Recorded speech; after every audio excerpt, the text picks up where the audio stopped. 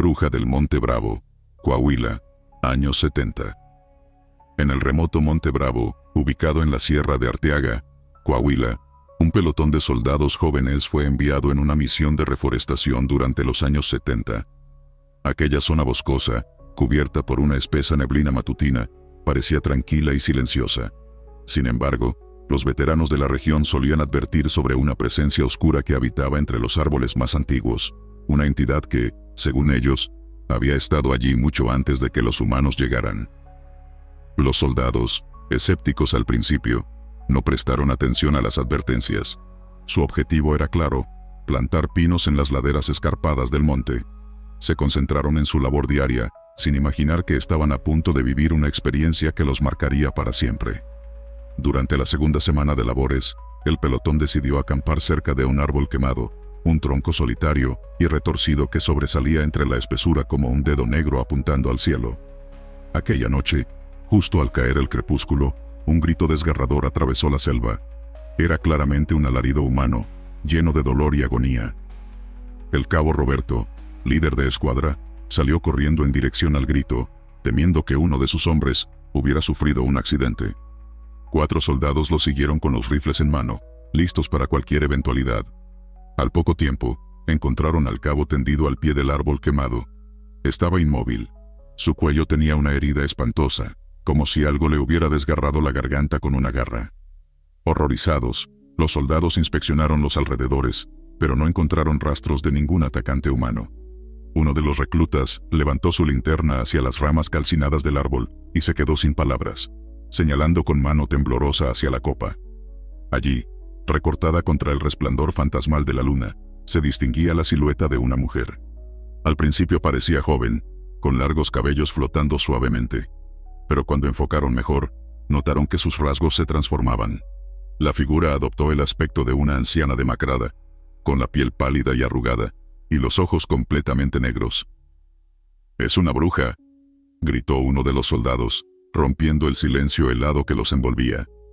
El aire se volvió denso, impregnado por un olor penetrante a azufre que causó náuseas entre varios de los presentes. La bruja, horrenda y desfigurada, comenzó a descender del árbol flotando lentamente, con movimientos antinaturales. Para espanto de los soldados, estaba completamente desnuda, y en lugar de pies tenía extremidades terminadas en largas uñas curvas, como garras afiladas. Los jóvenes quedaron paralizados, incapaces de reaccionar. No dispararon. Solo observaban con la sangre congelada cómo esa criatura cadavérica se acercaba al cuerpo sin vida del cabo Roberto. La bruja volteó su rostro muerto hacia ellos y esbozó una sonrisa burlona. Luego, con dedos largos y huesudos, acarició la mejilla del cabo y sacó una lengua delgada y serpenteante para lamer la sangre que brotaba de la herida. Después, con un movimiento veloz y brutal, arrancó un pedazo de carne del rostro del cabo y comenzó a masticarlo lentamente, con evidente deleite. La escena era tan grotesca que uno de los soldados no pudo contenerse y se orinó del miedo. Fue entonces cuando el sargento, paralizado hasta ese momento, gritó con desesperación: «¡Fuego! ¡Fuego!». 3 fusiles se alzaron y descargaron una ráfaga contra la bruja, pero, para su horror, las balas no causaron ningún daño. La figura espectral no emitió sonido alguno, simplemente se desvaneció en el aire, como si nunca hubiera estado allí. El trozo de carne que había arrancado cayó al suelo con un golpe sordo, mientras el silencio sepulcral envolvía de nuevo el campamento, roto apenas por los jadeos y sollozos de los soldados. Minutos después llegó el resto de la unidad junto al enfermero militar. Ya era demasiado tarde. El cabo Roberto había fallecido. Los médicos iluminaron frenéticamente el área, tratando de entender lo que había ocurrido. Encontraron la mitad del rostro del cabo desfigurada, con una porción arrancada de forma brutal, como si hubiese sido devorada por una bestia. Los soldados estaban pálidos, en estado de shock.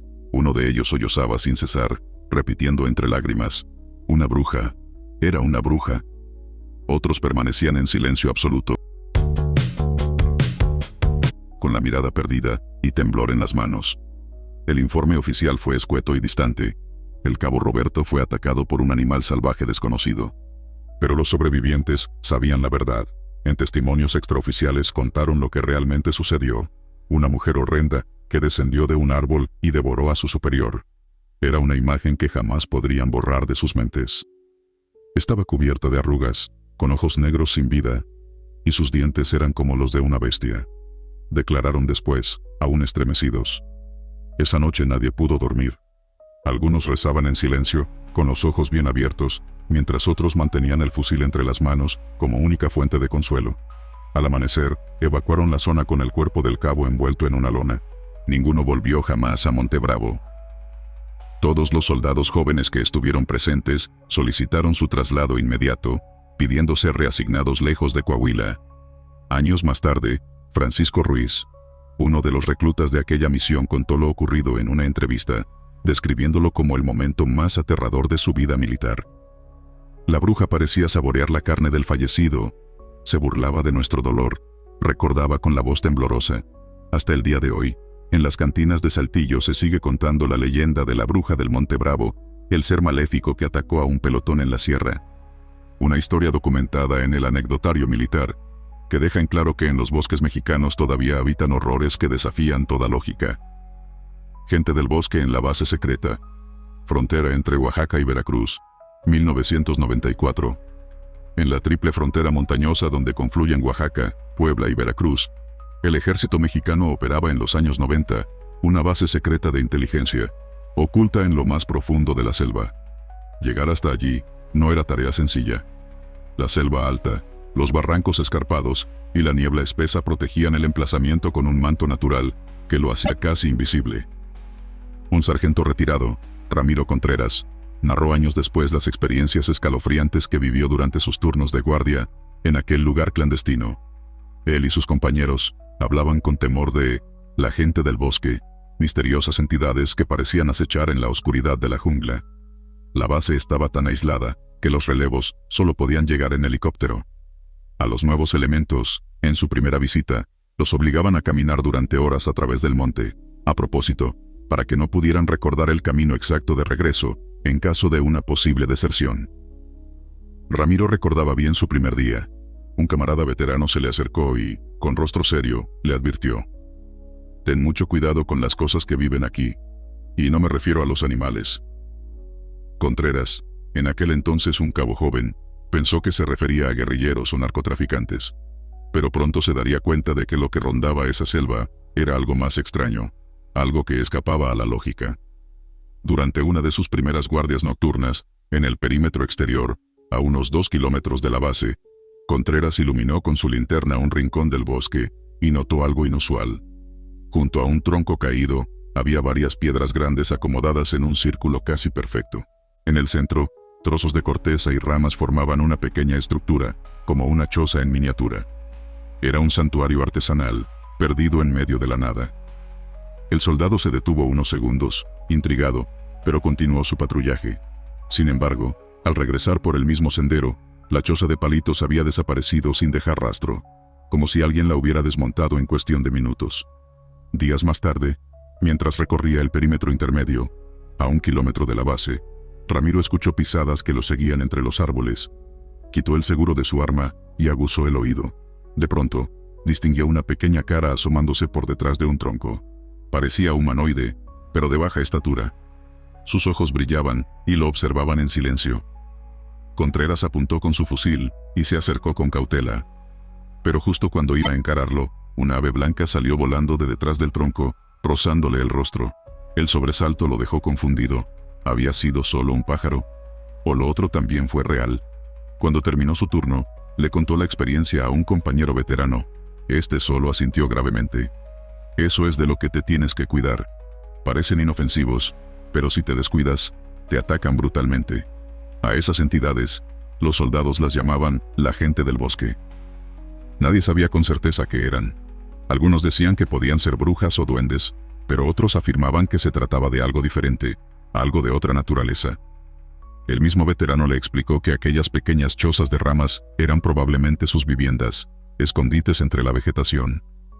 Con el paso de los meses, Ramiro se fue acostumbrando a lo extraño. En al menos la mitad de las guardias nocturnas ocurría algo fuera de lo normal.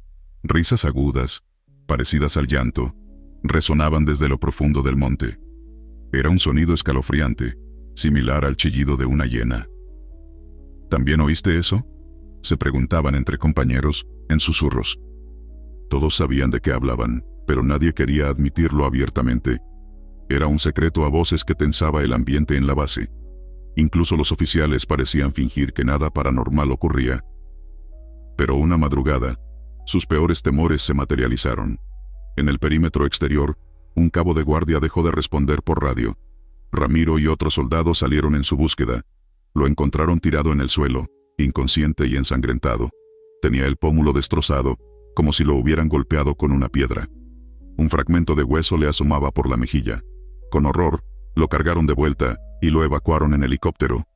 Al recobrar la conciencia, el cabo contó que había escuchado la risa extraña, y al voltear, vio a una figura pequeña, mirándolo desde detrás de un tronco. No recordaba nada más.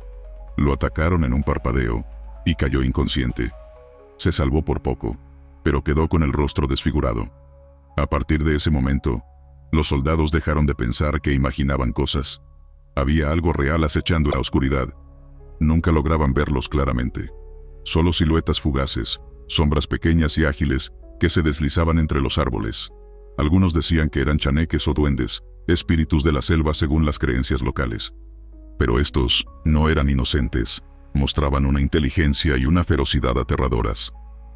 Los lugareños quizás sabían más, pero los soldados, ajenos a esas tierras, solo podían llamarlos a su manera. Con el tiempo, Ramiro Contreras dejó el ejército y decidió contar su historia. Narró cómo, en aquellos bosques que parecían vacíos, habitaban seres que la ciencia no reconocía. Relató también que, en una ocasión, encontraron cadenas oxidadas y prendas atadas a un árbol, como si alguien hubiese sido retenido ahí. Algunos comenzaron a sospechar que la gente del bosque secuestraba personas. Desde entonces, ha habido quienes especulan que se trataba de una tribu desconocida o criaturas míticas que protegían la selva de los intrusos humanos. Cuando uno piensa en bosques habitados por seres extraños, imagina lugares lejanos, en otros países, pero aquí, en México, hay bosques donde viven cosas que nadie puede explicar, concluyó Contreras. Sus palabras quedaron registradas en un testimonio que estremeció a muchos. Aunque la Sedena nunca confirmó oficialmente aquellos hechos, los soldados que estuvieron ahí saben lo que enfrentaron. Sombras con dientes y garras en la noche, guardianes silenciosos del monte, conocidos solo como la gente del bosque.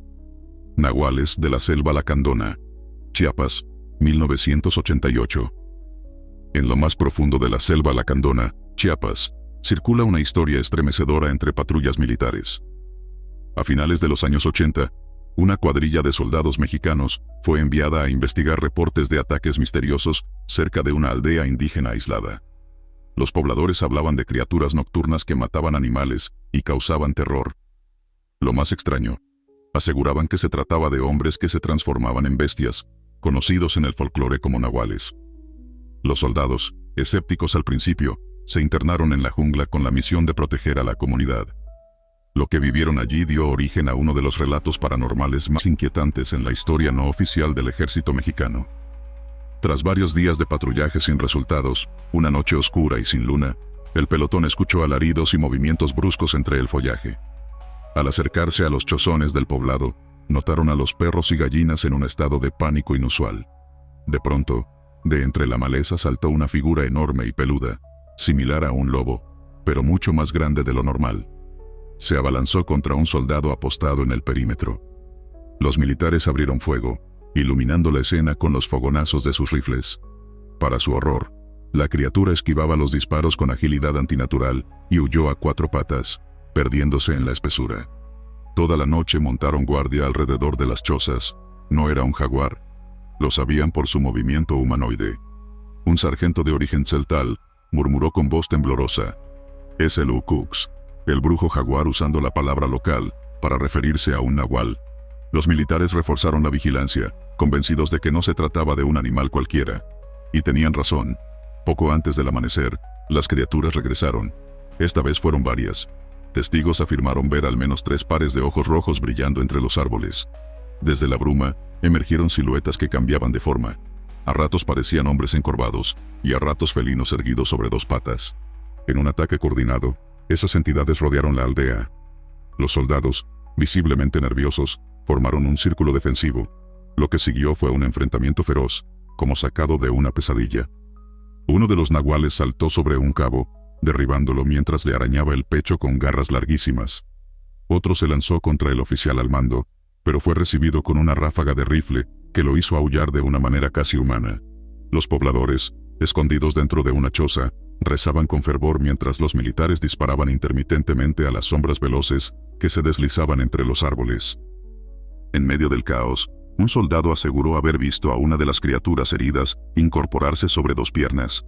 Su forma peluda comenzó a contraerse, y por un instante, adoptó la figura de un hombre anciano de piel oscura, con ojos inyectados de sangre. Luego, cayó nuevamente sobre cuatro patas, y huyó entre la vegetación. La batalla fue breve, pero violenta. 2 soldados resultaron gravemente heridos por las arpas de esas entidades. Uno de ellos juró que la garra que lo lastimó era en realidad una mano, con uñas tan filosas como cuchillos.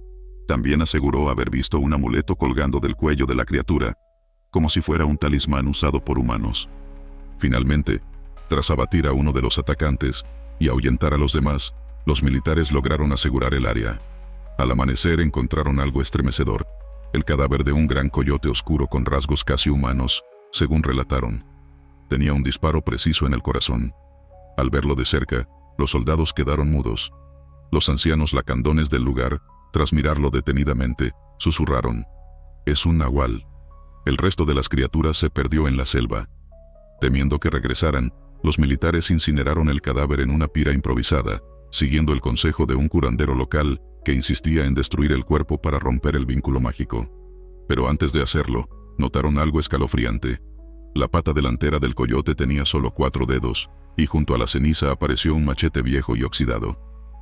¿Estaba empezando a revertir su forma a la humana tras morir? Nunca lo sabrán con certeza. Este suceso quedó registrado de forma extraoficial en informes confidenciales del destacamento en la región. Años después, una cita filtrada desde documentos internos afirmaba que una cuadrilla de soldados mexicanos aseguró haber enfrentado y eliminado a un grupo de nahuales que aterrorizaban un poblado en el sur del país. El ejército jamás presentó el caso públicamente. Para la prensa, todo fue reducido a la eliminación de animales depredadores. Pero los soldados que estuvieron allí sabían la verdad. Habían enfrentado algo más antiguo y letal: seres humanos con el poder de transformarse en bestias mediante brujería ancestral. Desde entonces, en las cantinas de Comitán y Ocosingo, se murmura sobre el pelotón que sobrevivió al ataque de los nahuales. Los pobladores de la selva lacandona no se sorprendieron.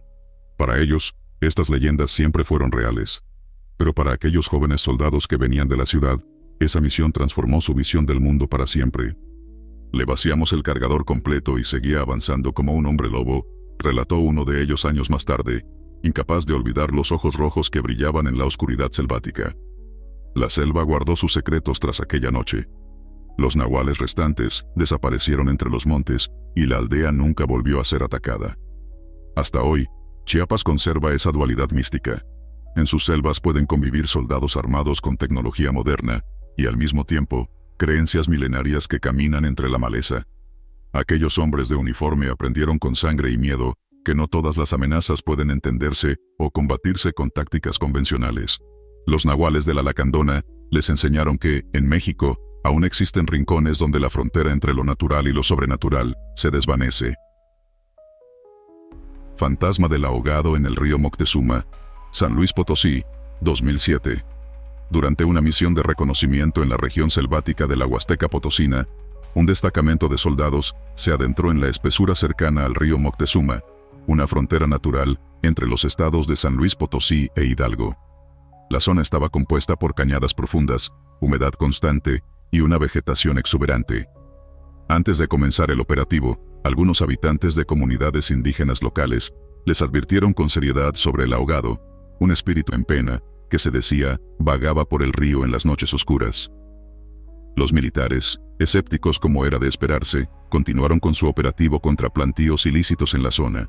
No fue sino hasta una noche, cuando todo cambió.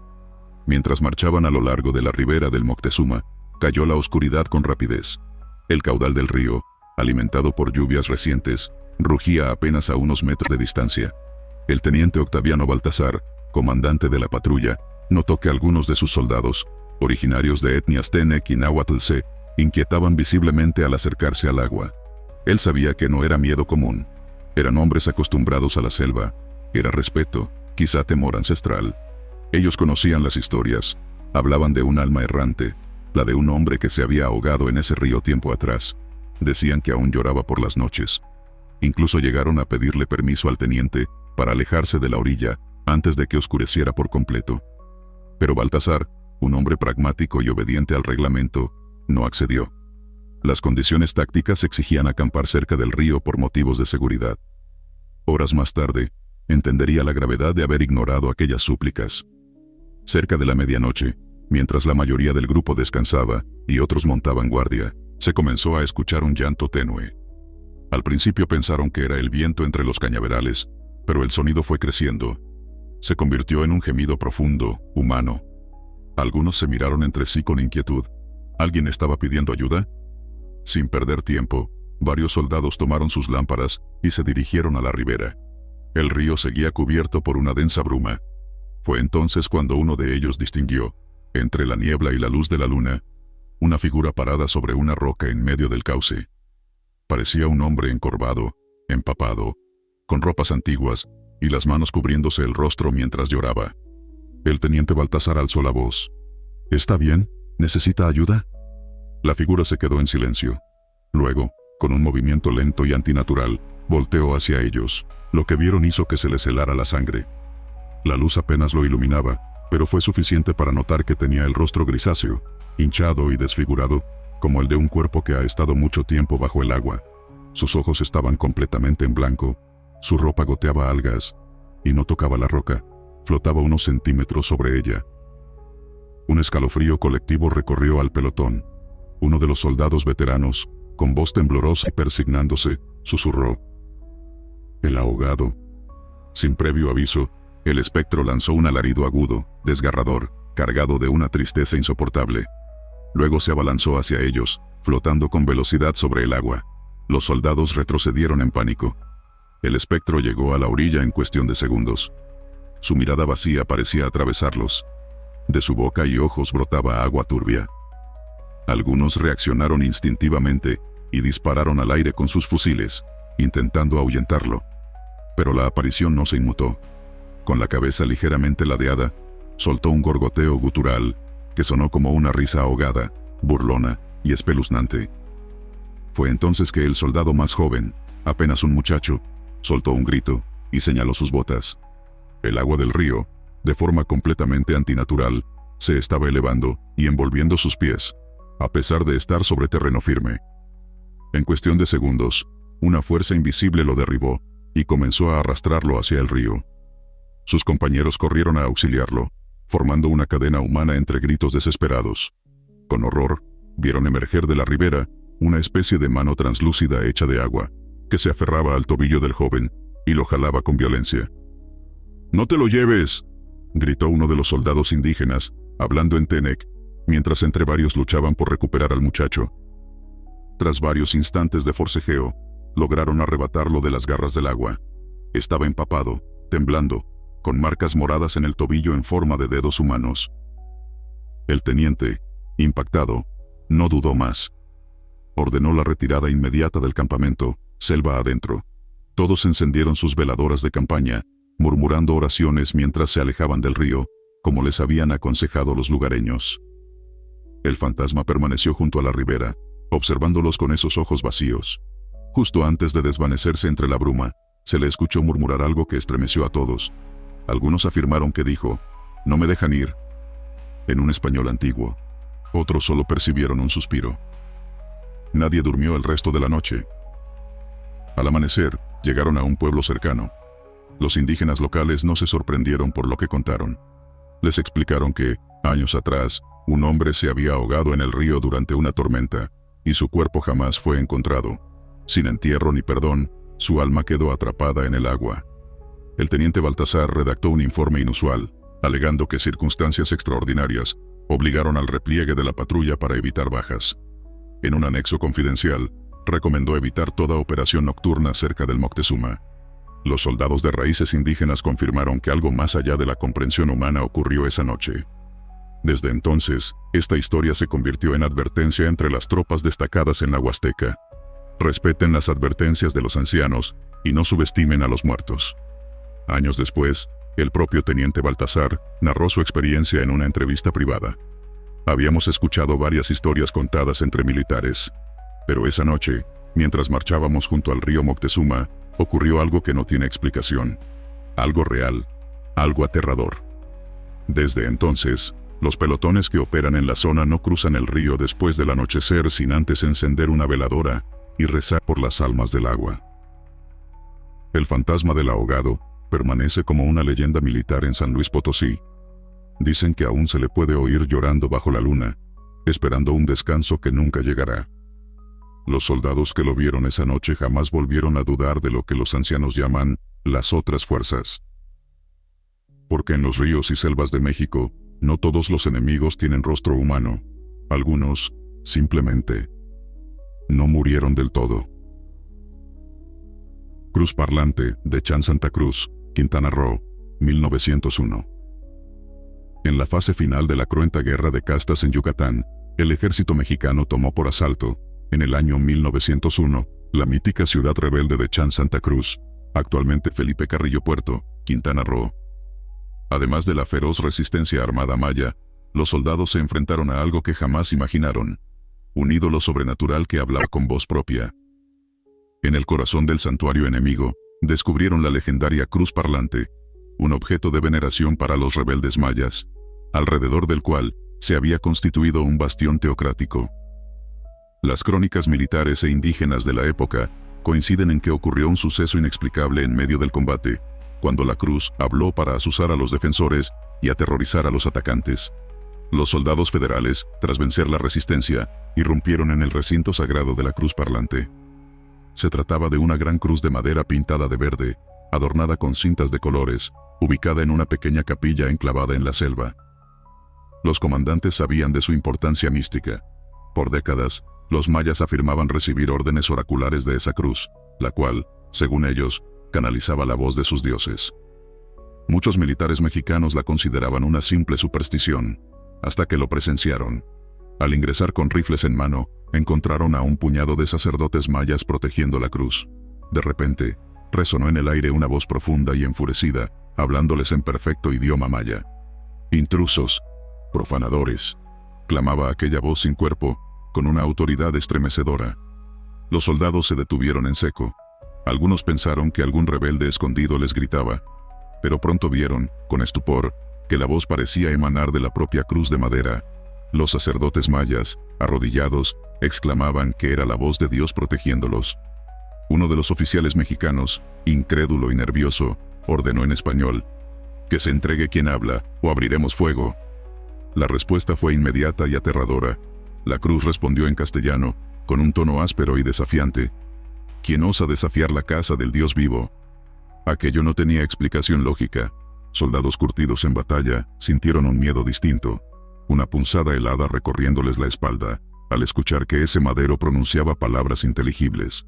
Se dice que varios militares retrocedieron instintivamente, persignándose. La escena era surrealista. En medio del humo de la pólvora y cuerpos caídos, una cruz les hablaba como si estuviese poseída. Los creyentes antiguos sostenían que la Cruz Parlante estaba habitada por un espíritu santo maya, quizá Hunapku, o alguna deidad ancestral, el cual había orientado a los rebeldes durante la guerra. Algunos de los indígenas capturados gritaban en maya: «No disparen, ahí está nuestro padre», señalando la cruz. El general Ignacio Bravo, al mando de la operación, y conocido por su férrea racionalidad, decidió terminar con aquello. Ordenó a un tirador que apuntara directamente a la cruz. Entre susurros y miradas de temor, el francotirador jaló del gatillo. El disparo retumbó en la capilla, un pedazo de madera saltó astillado. Y en ese instante, se escuchó un gemido desgarrador que hizo eco entre las vigas, como si la cruz hubiese sentido dolor. Acto seguido, la voz volvió a hablar, ahora con un tono agónico: «Han herido el corazón del pueblo. Pagaréis con la maldición eterna». Los mayas presentes lanzaron alaridos de desesperación. Los soldados, ya sobrepasados por el pavor, descargaron una ráfaga completa sobre la cruz, destrozándola finalmente. La voz cesó con un último lamento sofocado. El silencio que quedó fue sobrecogedor. Entre los restos astillados, los soldados encontraron un tubo hueco oculto en la base de la cruz. y especularon que quizá un ventrílocuo la hacía hablar. De hecho, la explicación oficial difundida más tarde fue que se trataba de un engaño montado por los líderes mayas, empleando ingeniosos trucos acústicos. Sin embargo, muchos militares presentes nunca estuvieron convencidos de aquella explicación simplista. Por un lado, la voz se escuchó clara y potente, sin que nadie viera a un orador. Por otro, la dureza y resonancia sobrenatural de aquella voz no se parecía a nada producido por garganta humana, según testigos. Un coronel, en sus memorias, escribió: «Vi la cruz parlante y escuché su voz. No he podido olvidarlo. No parecía venir de hombre ni truco alguno. En ese momento creí que el mismo demonio nos increpaba». En los archivos históricos se reconoce que, al tomar Chan Santa Cruz, los mayas huyeron con su santuario destruido, pero el culto a la cruz parlante se mantuvo en santuarios clandestinos. Se supo más tarde que los rebeldes fundaron pequeñas ermitas en la selva para continuar venerando cruces hermanas de la original. Hasta hoy, cada 3 de mayo, en Carrillo Puerto, la comunidad maya realiza ceremonias en honor a la cruz parlante, recordando ese capítulo extraño de su historia. Para los soldados mexicanos de 1901, este evento dejó una huella imborrable. Muchos llegaron para sofocar una rebelión y salieron convencidos de haber presenciado un fenómeno paranormal. Se propagó entre la tropa la creencia de que la selva protegía a los suyos con poderes antiguos. Decenas de soldados murieron en esa campaña final, y no faltó quien atribuyera la cantidad de bajas a la maldición proferida por la cruz al ser destruida. De hecho, algunos registros indican que varios oficiales murieron poco después por enfermedades tropicales súbitas, lo que algunos consideraron un cumplimiento de aquella maldición. Esta historia real quedó documentada en correspondencias y reportes militares de la época, aunque en lenguaje velado. Los indígenas, por su parte, la transmitieron oralmente. Para ellos, la cruz habló de verdad, pues estaba habitada por su deidad. Fue un oráculo militar sobrenatural que dirigió la guerra y enfrentó al ejército invasor. Hoy en día, la cruz parlante forma parte de la mitología viva de la región. En museos y libros, se habla de ella como símbolo de resistencia indígena.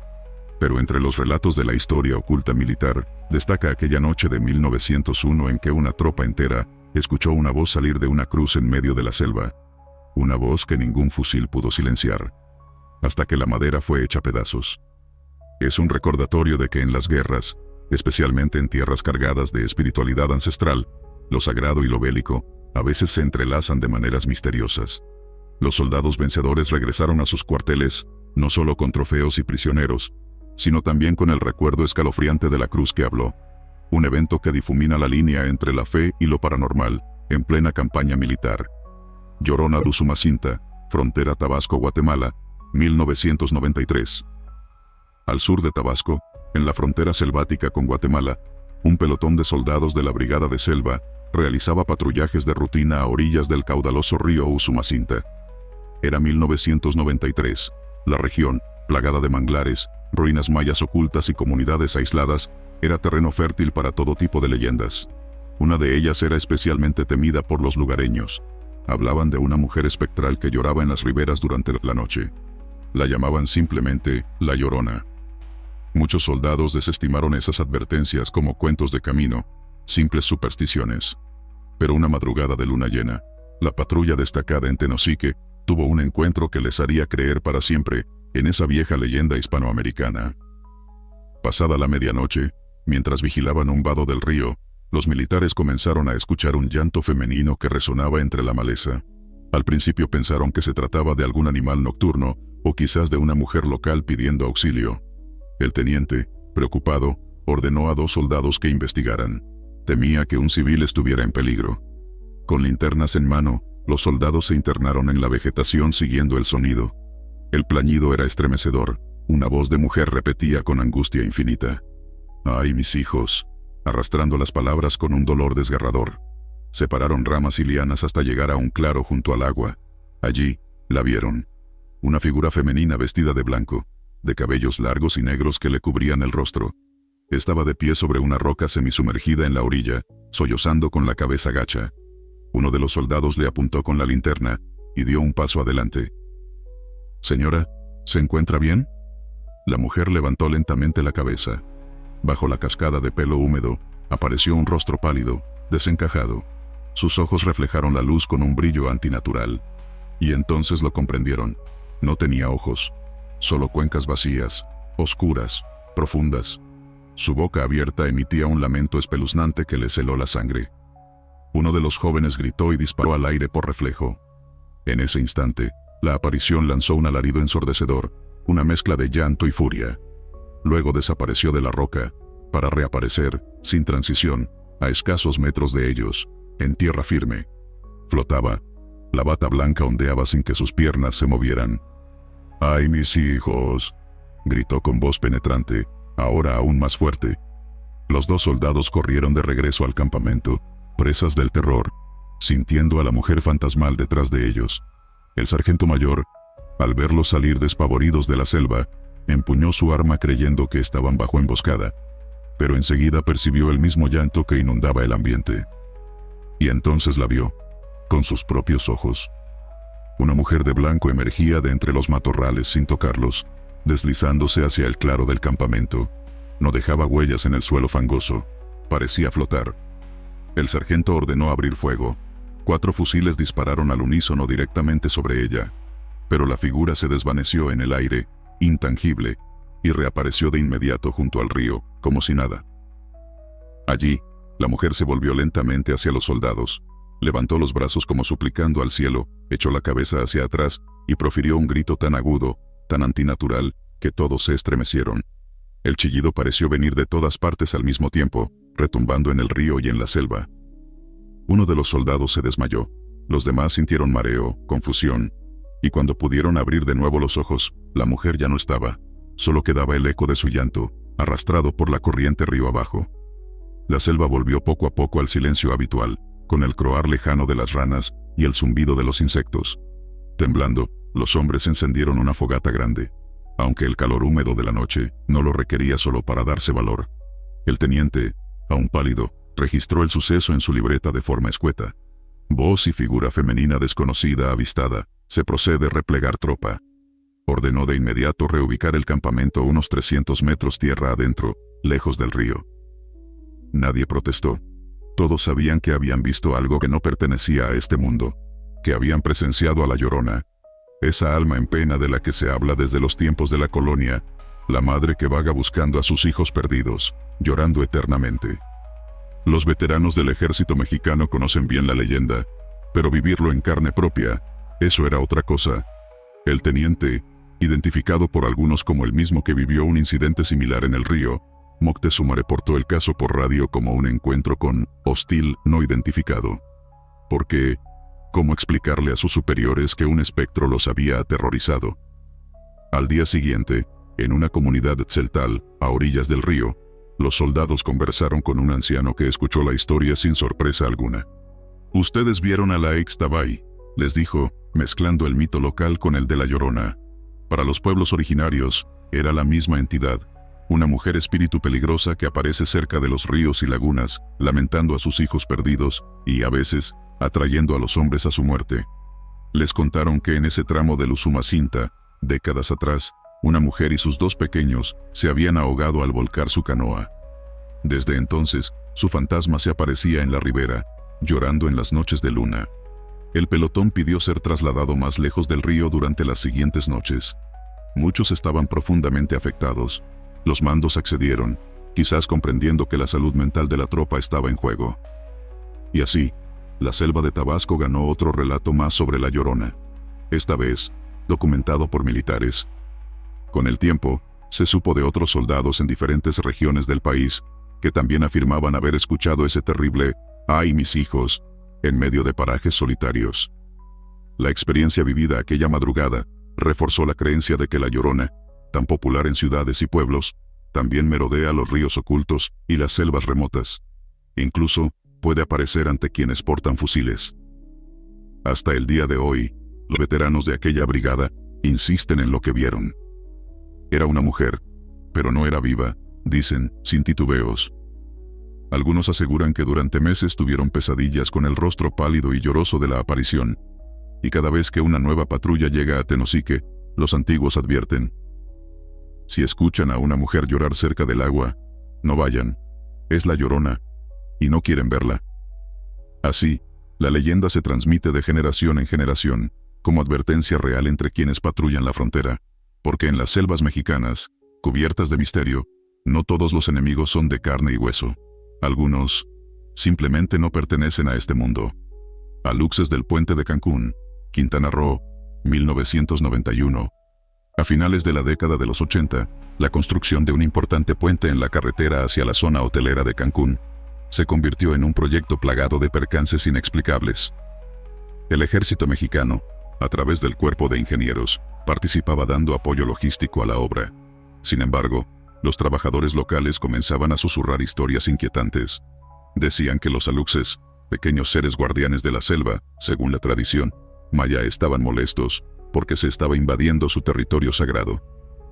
Lo que al principio parecían simples accidentes típicos de una obra civil, pronto adquirieron un tinte sobrenatural. En 3 ocasiones distintas, el puente en construcción colapsó sin causa aparente. Los cimientos recién hechos aparecían, de un día para otro, agrietados o incluso completamente deshechos. El personal militar y los ingenieros civiles estaban desconcertados. Cada mañana encontraban herramientas tiradas, maquinaria que había dejado de funcionar sin explicación y materiales dañados de formas imposibles. Un vigilante juró haber visto, en la madrugada, pequeñas sombras corriendo sobre la estructura, seguidas de una risa infantil y traviesa. Nadie le creyó al principio, pero las evidencias se acumularon. Una mañana, hallaron diminutas huellas en el cemento fresco. Parecían de pies descalzos de un niño, pero estaban en un tramo inaccesible para cualquier persona durante la noche. Se descartó el vandalismo humano. Fue entonces que comenzaron a tomar en serio lo que los ancianos mayas de la región advertían. No se había pedido permiso a los aluxes antes de iniciar la construcción. Según la mitología maya, los aluxes son espíritus o duendes de baja estatura que habitan en la selva y protegen la naturaleza. Su nombre puede traducirse como los que habitan en lugares peligrosos o los dueños de la casa. Se les considera deidades menores, juguetones pero poderosos, y pueden causar travesuras o incluso desgracias si se sienten ofendidos. Aunque no suelen ser violentos, en este caso parecía que estaban decididos a impedir la culminación del puente. Desesperadas tras varios retrasos, las autoridades civiles y militares aceptaron una solución poco ortodoxa sugerida por los líderes comunitarios: realizar un ritual para calmar a los aluxes. En el año 1991, convocaron a un sacerdote maya, un hachamen, de una aldea cercana. Con permiso de sus superiores, quienes veían con escepticismo la propuesta, aunque ya sin más opciones, organizaron una ceremonia al atardecer, justo en la base de la obra. El hachamen encendió copal y rezó en lengua maya, pidiendo permiso a los dueños invisibles del lugar. A sugerencia de los ancianos, también se decidió construir una pequeña pirámide de piedra y cemento a un costado del puente. Esta pirámide funcionaría como la nueva casa de los aluxes, una ofrenda simbólica para honrar su presencia y obtener su bendición. Algunos ingenieros militares, entre risas nerviosas, comentaban que parecían estar negociando con fantasmas, pero todos esperaban resultados. Milagrosamente, después de esas acciones, los problemas desaparecieron. El puente pudo completarse sin nuevos contratiempos. Nunca más volvió a colapsar un cimiento, ni se reportaron fallos estructurales. Los soldados destacados en la vigilancia notaron que, por las noches, ya no se oían ruidos extraños, ni se veían aquellas sombras pequeñas corriendo sobre la obra. Parecía que los aluxes habían aceptado el trato. Meses después, el puente fue inaugurado con gran fanfarria turística. A su lado, se levantó la pequeña pirámide, a la que los lugareños comenzaron a llamar la casita de los aluxes. Con el tiempo, esta historia se hizo famosa. Se documentó ampliamente que los obreros mandaron hacer ese monumento a los pequeños seres, tras notar que los cimientos se desmoronaban sin explicación. Incluso medios nacionales relataron la leyenda, señalando que el puente colapsó en 3 ocasiones antes de que los ingenieros aceptaran recurrir a un sacerdote maya para negociar con los aluxes. Fue un caso extraordinario, en el que una construcción moderna en México incorporó activamente elementos de cosmovisión indígena para poder avanzar. El personal militar que participó fue testigo de cómo lo sobrenatural y la ingeniería se entrelazaron de manera inesperada. Durante años, la pequeña pirámide permaneció bajo el puente como testimonio de ese pacto entre mundos. Los soldados que custodiaban la zona, considerada estratégica para la ciudad, tenían un respeto especial. Algunos incluso dejaban dulces o cigarros como ofrenda, costumbre típica para apaciguar a los duendes, diciendo que era, por si acaso, para mantener contentos a los aluxes. Nadie quería arriesgarse a que volvieran los problemas. Y lo cierto es que el puente resistió huracanes y el paso del tiempo sin presentar fallos estructurales. En el año 2022, la famosa casita de los aluxes tuvo que ser removida temporalmente debido a remodelaciones viales. Pero incluso en esa ocasión, se llevó a cabo otra ceremonia para trasladarla de forma respetuosa. Los constructores, junto a un chamán, hicieron una nueva ofrenda y construyeron una palapa provisional a unos metros, destinada a los aluxes durante las obras. El evento reforzó aún más la leyenda. Décadas después, nadie se atrevía a ofender a los duendes.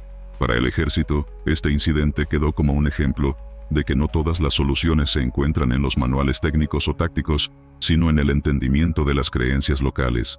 Los soldados aprendieron de los ancianos mayas que, a los aluxes no se les considera seres violentos, solo traviesos, y que si se les respeta, se puede convivir en paz. Esta anécdota, respaldada por testimonios y documentos de la época, es contada con orgullo y asombro por quienes patrullaban Cancún en aquel tiempo.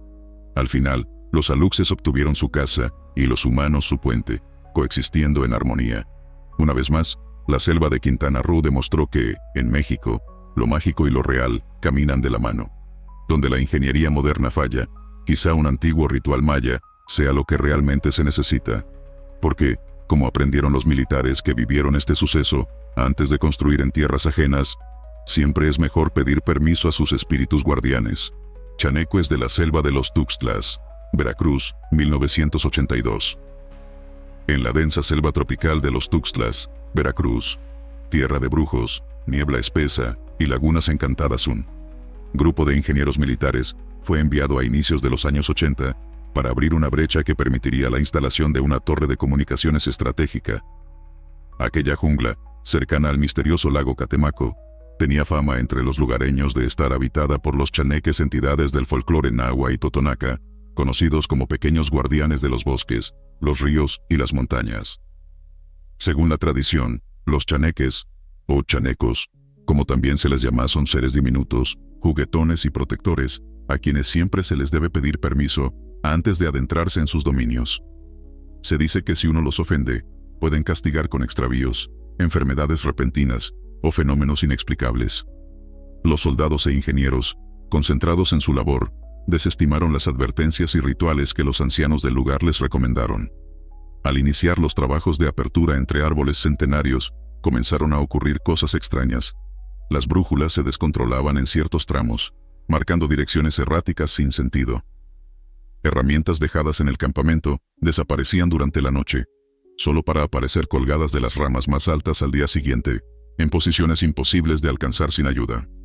Al principio, pensaron que se trataba de bromas entre compañeros o actos de sabotaje por parte de pobladores opuestos al proyecto, pero pronto comprobaron que ninguno de ellos podía haber causado aquello sin ser visto o dejar rastro alguno.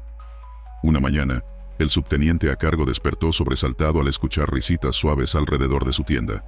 Salió rápidamente con la pistola en mano, y lo que vio lo dejó helado. Pequeñas figuras, como niños de unos 3 años de edad, corrían ágilmente entre la maleza, descalzos, semidesnudos y veloces. Desaparecieron en un parpadeo. Registraron el área en busca de intrusos, pero no hallaron huellas humanas normales, solo pequeñas marcas de pies descalzos que se perdían entre los helechos. Los centinelas aseguraban que nadie había entrado ni salido durante la noche.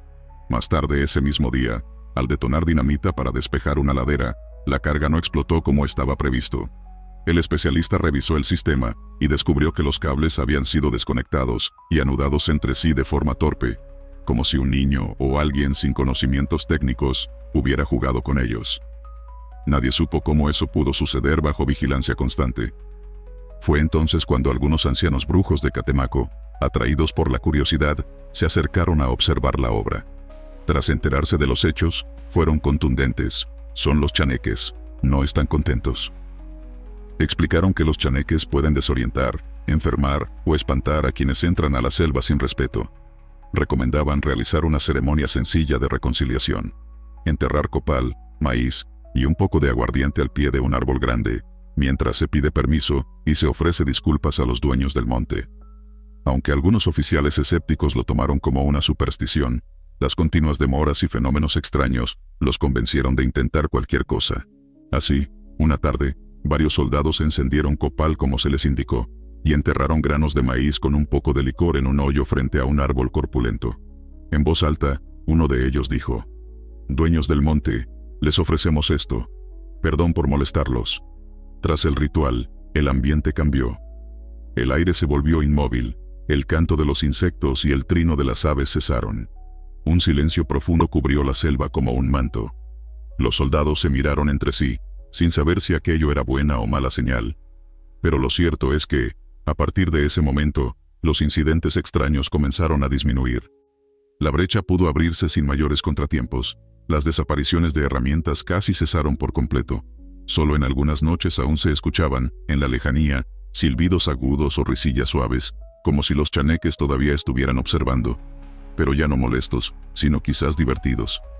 Los lugareños dijeron entonces que con la ofrenda, los pequeños guardianes se habían dado por satisfechos. Incluso creían que los chaneques disfrutaban de la presencia de los soldados, siempre y cuando se les respetara. Sin embargo, un hecho final selló definitivamente la creencia del destacamento en estos seres. Uno de los soldados, particularmente incrédulo, se burló del rito una noche. «Si existen, que vengan esos enanos a buscarme, a ver si son tan valientes». Horas más tarde, durante su turno de guardia en solitario, empezó a gritar desesperadamente. Al llegar, sus compañeros lo encontraron pálido, con los ojos desorbitados y temblando. No pudo hablar en toda la madrugada. Al amanecer, logró relatar lo ocurrido. Mientras vigilaba, vio unos ojos brillantes mirándolo desde un arbusto. Luego emergió de allí una figura diminuta, de aspecto viejo y piel arrugada, que se le acercó riendo con una voz chillona. Y en un segundo, desapareció ante sus ojos. El ser no lo atacó, pero el susto fue tal que el soldado pidió licencia médica por crisis nerviosa. Los superiores, queriendo evitar más problemas, lo trasladaron de inmediato. En el informe oficial se consignó como estrés por deshidratación. Una vez concluida la obra y erigida la torre de comunicaciones, los ingenieros decidieron dejar, enterrada al pie de la estructura, una pequeña placa como forma de agradecimiento. En ella se leía, en español y en maya: «A los chaneques, guardianes de esta selva, gracias». Sabían bien que los chaneques eran considerados dioses menores, protectores de los bosques y las selvas. No hacían daño si se les respetaba, pero podían hacer travesuras de alto impacto si se les provocaba. Años después, muchos de aquellos soldados seguían contando en sus guarniciones esta historia como una anécdota real. Uno de ellos solía resumirla así: «Creíamos que eran cuentos, pero algo había allí. Nos jugaban bromas, nos movían cosas. Supimos entonces que en la selva de los Tuxtlas, los chaneques cuidan su casa». Y no se equivocaba. Investigadores de la prensa cultural han descrito a estos seres como habitantes de zonas peligrosas, conocidos por esconder objetos, provocar ruidos extraños o lanzar cosas de forma invisible. Exactamente lo que aquellos soldados vivieron. Desde entonces, cada vez que una nueva unidad militar es destacada en esa región, recibe el mismo consejo de sus predecesores: pidan permiso antes de entrar al monte. No ofendan a la selva ni a sus habitantes. Porque en la cosmovisión local, que ahora también respetan los militares, los chaneques siguen ahí, invisibles, cuidando los ríos cristalinos, las ceibas milenarias y los secretos de una selva que, a veces, decide mostrar su rostro. Y en un mundo donde todo parece tener explicación, los soldados aprendieron que hay cosas que solo se entienden con respeto y con una humilde ofrenda en el corazón del monte.